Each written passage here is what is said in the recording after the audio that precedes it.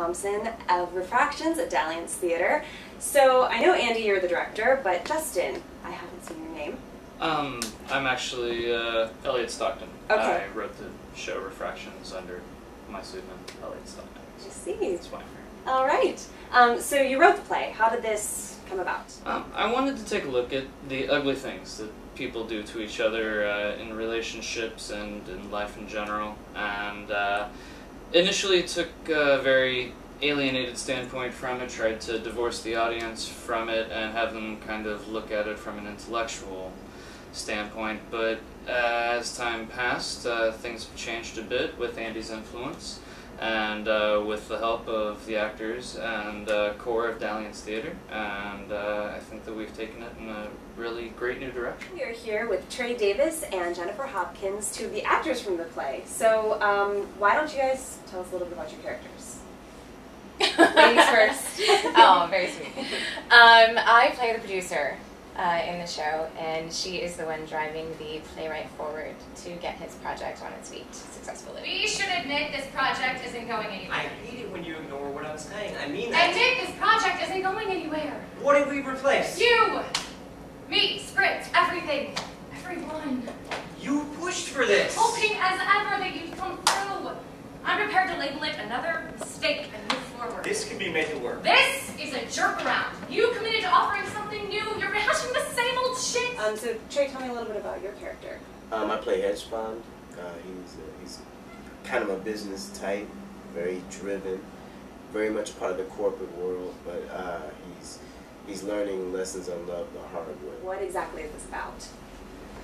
On the immediate surface, it's about relationships, I suppose. It's about love, it's about memory and the way memory can change as time goes on and how it can change its flavor, it can even change its order in some ways. One of the features of the show, or structures of the show if you will, is that the two hyper-real characters, their relationships move backwards chronologically.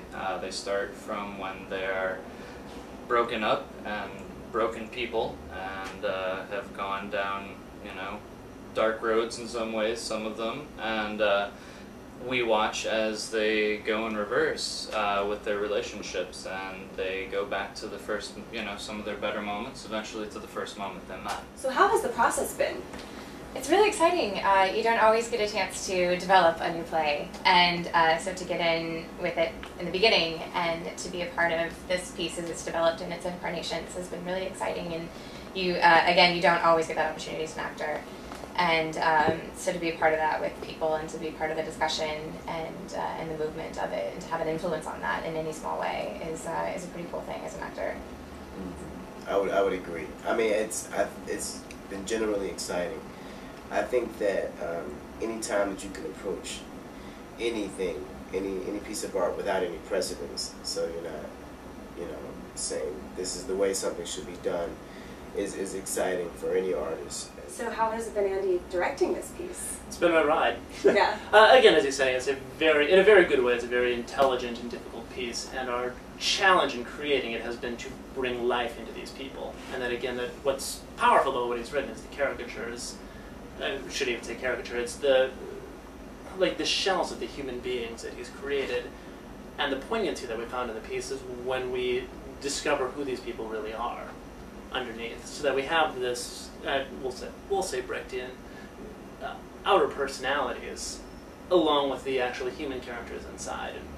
And, for us, the big challenge has been to keep both of those extremities, so that we have these superhuman characters, as we like to refer to them, but at the same time we also keep them very real. We also have a play that lives in two completely different worlds, so we have the, shall we say, fictional characters, and we also have two characters who are very real, that we say are basically as if they were audience members, that by definition cannot be theatrical at all, whereas the other characters are what we've referred to as hyper-real, that they are much more attractive, much more articulate than any of us could ever hope to be. How did you come over here? We get those 537 auditions and reviews. Well, That's like a 1.7% success rate, something like that. artsy female students without facial piercings, armpit hair, or worse. Pretty narrow lineup. So you're a student. I'm a predator. Yeah, like every little boy I've known. But so few grow up to achieve. You're an achiever. I can jump upwards up somewhere between a hip-hop bass line and his vodka energy drink. And how has the process been for you, just discovering this character? It's been great. It's very challenging. It's challenging scripts, and the motives of the characters are very unclear. But diving into that work has been a very cool process, and we had some great table work with Andy in the beginning to really kind of solve all those problems off the bat, so we could just get on our feet and see what happened. The process has been very lengthy in a very good way. We started developing the piece over about a year ago. Officially, just small groups getting together, offices, apartments, wherever we could, just going through the script and trying to discover what the piece could be, what the piece currently is, what it could be, what it couldn't be, what it isn't. And we found out a lot of things that it isn't. A lot of words that it isn't either. We spoke to the director and playwright before, so how has that been working with the two of them? Is Andy hard on you guys? Terrible. When he whips the cane out, it's really bad.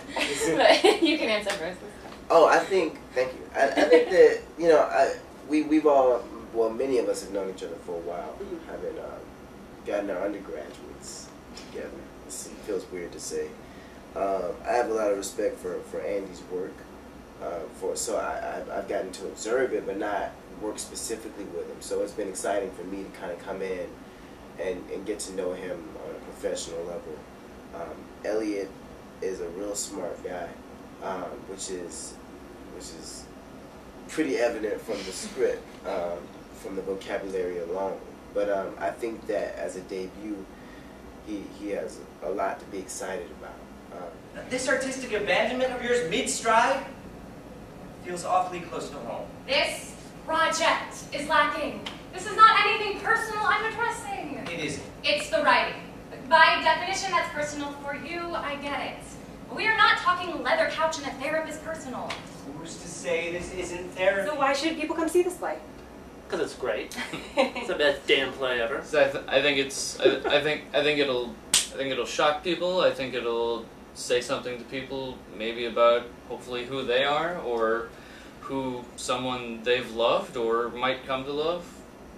Who that person is. I think that there's a lot of humanity in this play. I think that, you know, there's some serious things going on here, that we have like a really exciting ensemble from top to bottom, from the production team to the director and the playwright, and I think that folks will be really surprised at the big things that go on and what some might think is a little space or a little production. Yeah, something that's not Broadway. You know, you forget what kind of cool theater is happening downtown. And it's cheap.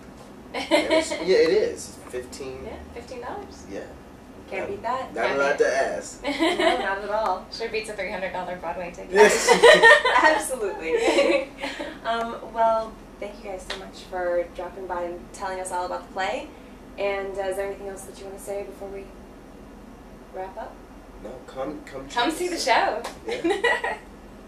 Come see the show.